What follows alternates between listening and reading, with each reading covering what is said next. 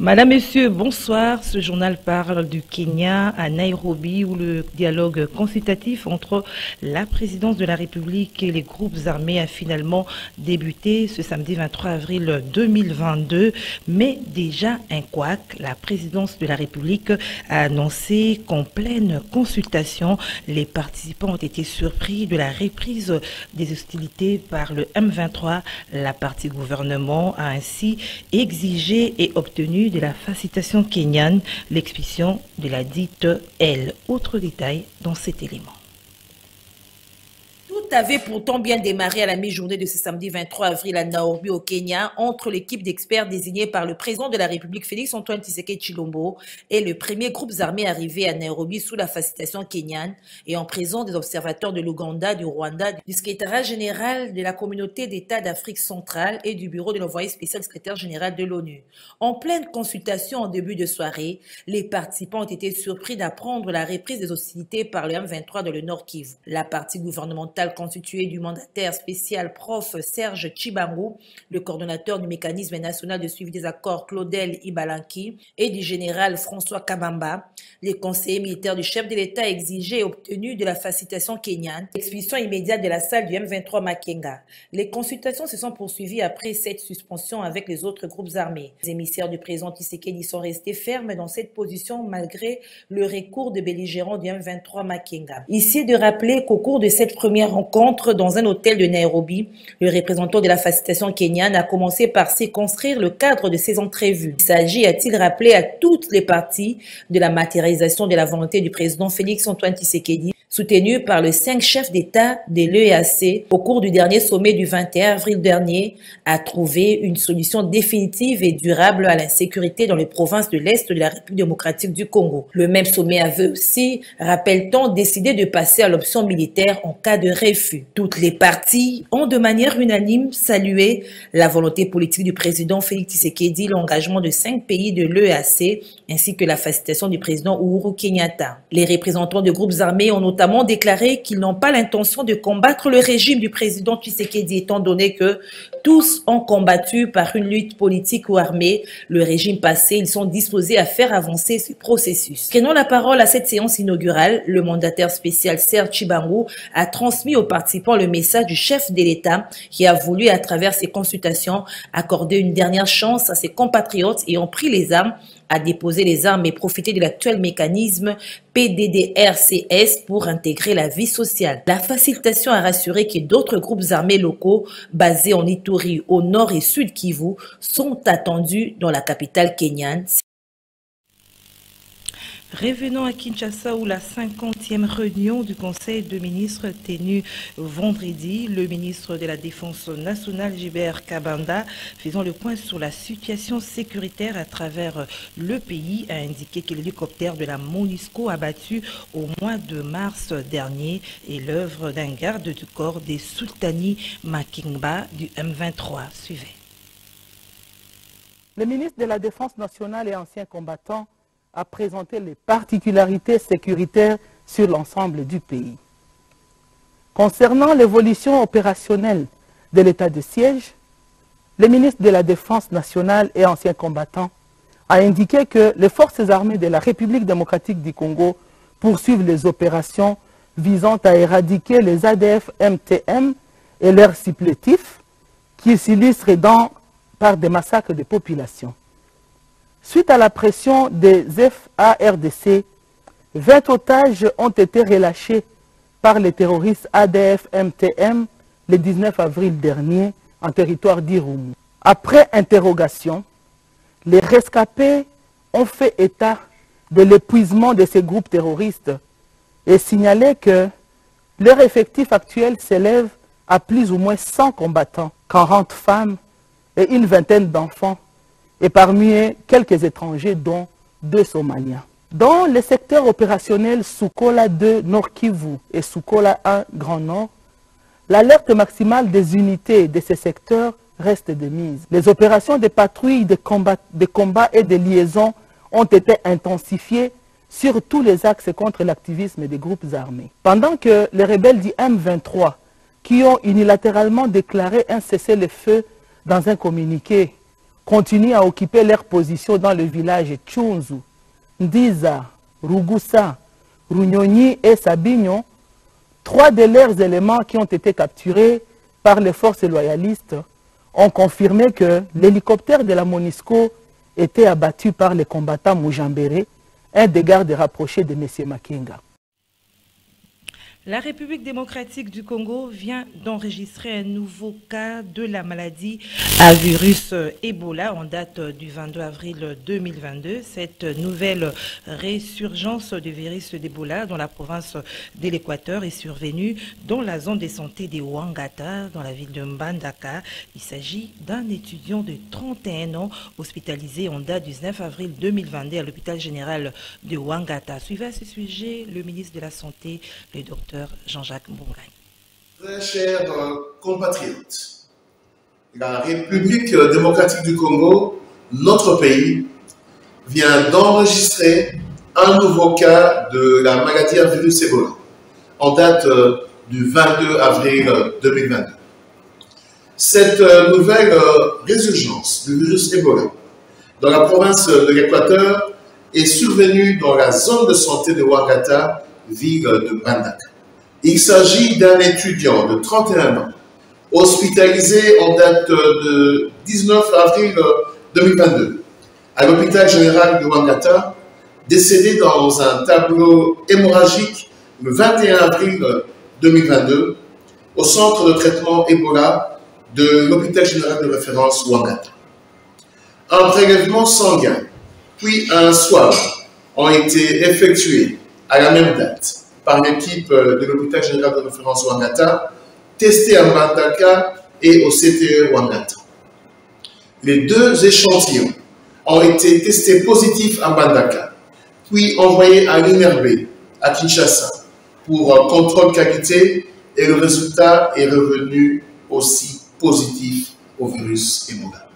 Les équipes de la division provinciale de santé et de la zone de santé de Ouangata sont déjà sur le terrain pour mener les activités de riposte, notamment le listage et le suivi d'environ 74 contacts à ce jour et la décontamination des formations sanitaires et des ménages est en cours. J'invite donc la population de Mbandaka à s'impliquer à la réponse, car avec l'expérience avérée de la gestion de la maladie à virus Ebola lors des récentes épidémies, les équipes de riposte de la province accompagnés par le niveau central, pourront arriver à contrôler dans les délais meilleurs cette épidémie.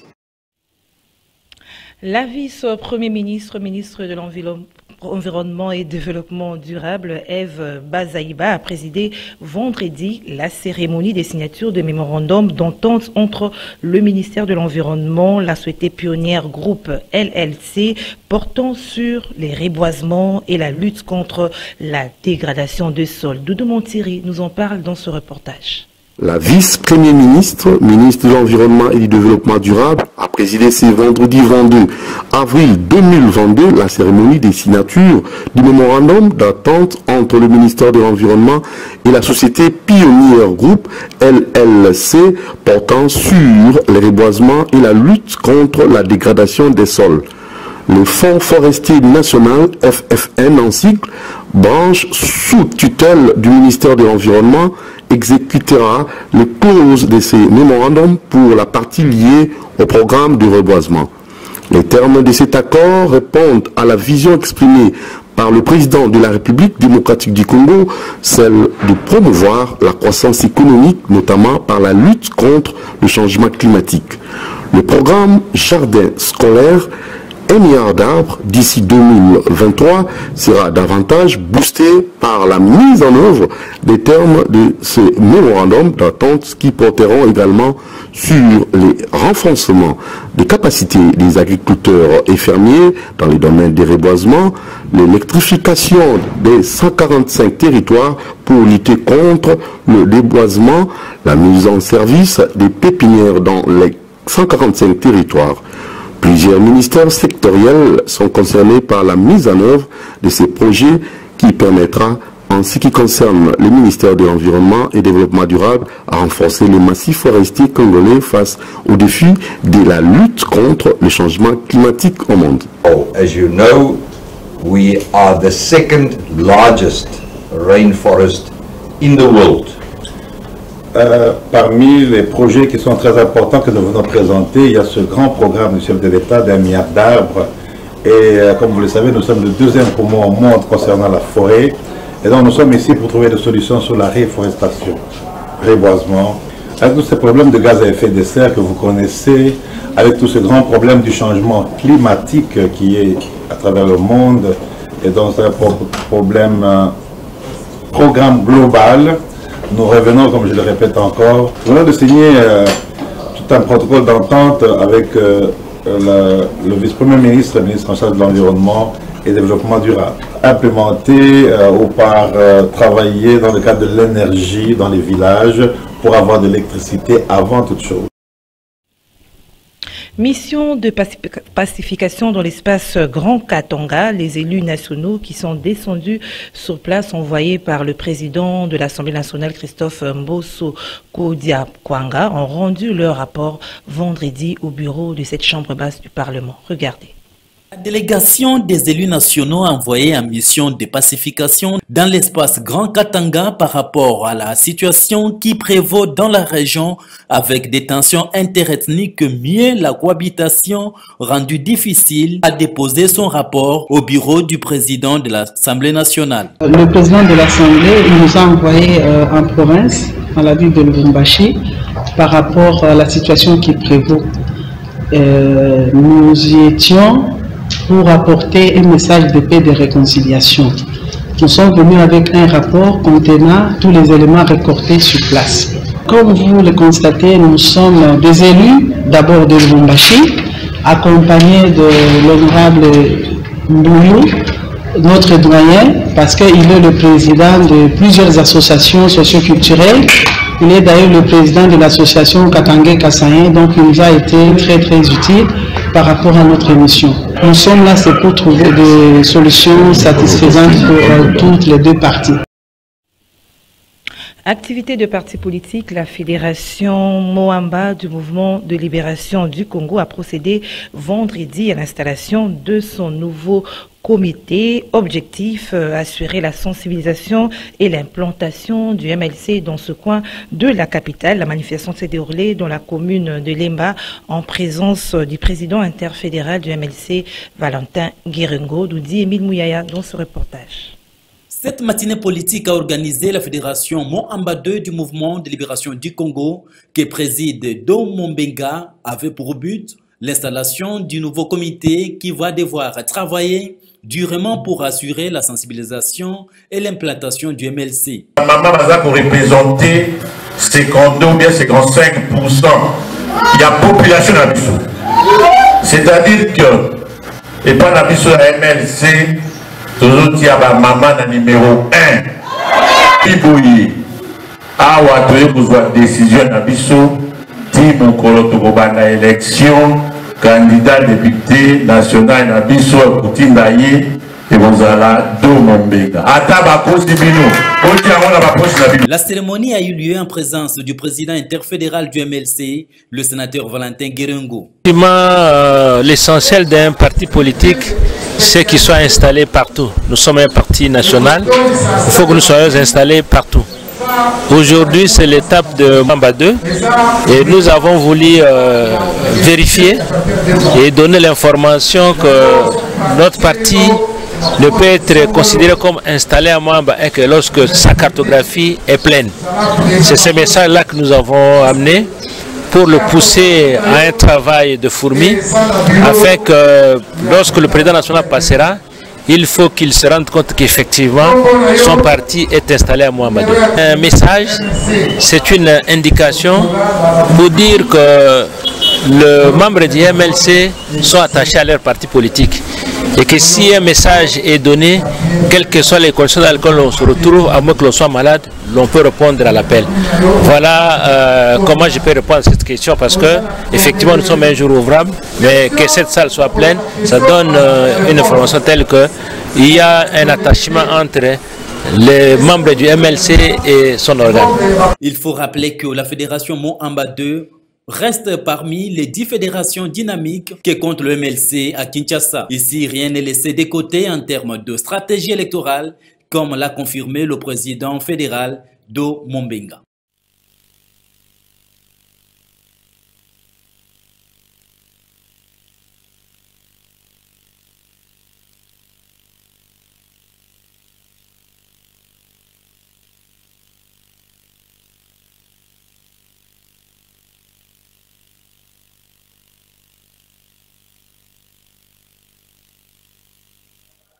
Ce fut le 24 avril 1990 que le maréchal Mobutu, alors président du Zaïre, ouvre la voie de la démocratisation. Mobutu Sese Seko Nkunkumbwendo Wazabanga décide du pluralisme politique au pays avec à la base le principe de la liberté pour chaque citoyen d'adhérer à la formation politique de son choix. Mobutu, avec des yeux imbués de larmes, rehaussant ses lunettes pour sécher quelques gouttes lacrymales.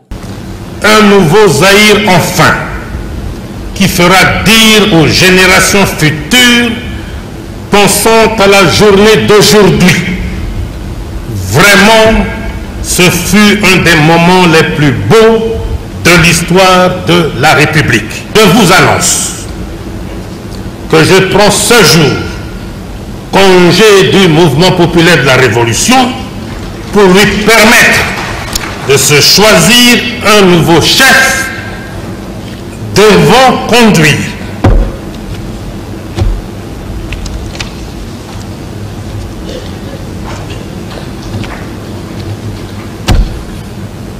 Comprenez mon émotion.